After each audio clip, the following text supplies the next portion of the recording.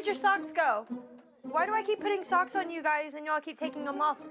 Hey, go put this in your room. Look, it's mine. You don't need to carry it everywhere you go. Why? So I asked. Rock, I want you to put your socks on. Can you put your socks on? Don't give me sense to me. My word. These kids are not interested in listening to their mum at all. And worse is that Megan lets them get away with it. Kinsley, we're gonna wait, okay? Look at mommy. Look at Can I mommy. just do this real quick? Look at mommy. Kinsley, look at me. I want to do this. Kinsley, look in my eyes. What?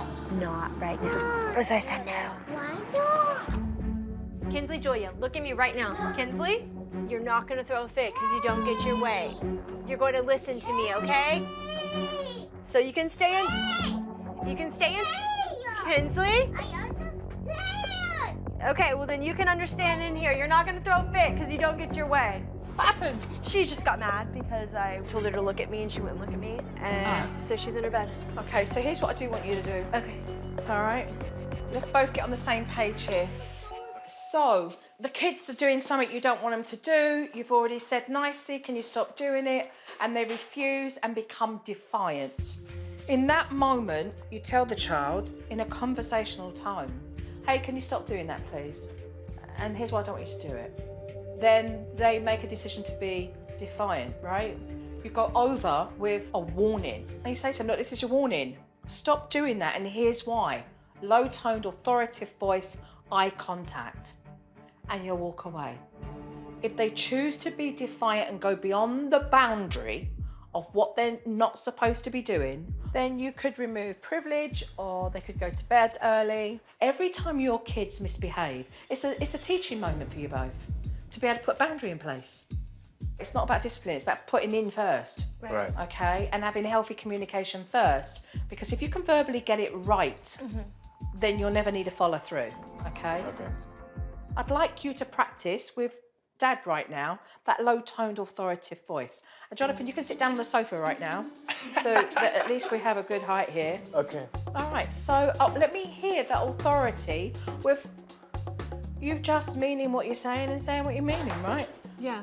Let's just say that Riley keeps pulling the ball over the fence. So imagine you're talking to one of the girls. Rayleigh, I've asked you to stop throwing the ball over the fence. Can you please stop throwing the ball over the fence? This is my warning to you, and this is gonna be my last time to ask you. I'm done. Next step is sorries, accepted, hugs and kisses, and we move on. So I'd like you to use that authoritative voice and go in and just finish off what you started with. Kinsley? There's more work needed with respects to Megan not feeling bad for telling off the children and recognising that it takes a great parent to understand the importance of having boundaries. And I'm sure she'll get better at doing that and have more confidence. Kinsley, I want to talk to you. I don't want you to act like that towards mommy. Whenever I told you to do something, you continued to not look at me when I asked you to look at me, and you kept telling me no. When mommy says no, that means no. Next step is sorries. Can you apologize to mommy? Sorry, Mommy. Okay, I accept your apology, Hugs and Kinsley. kisses. No grudges held. Can we please move on? Good voice tone. I felt a little silly talking to Jonathan like he was a child, but Joe's techniques really are working for my family, so it's nice to have that insight from somebody else.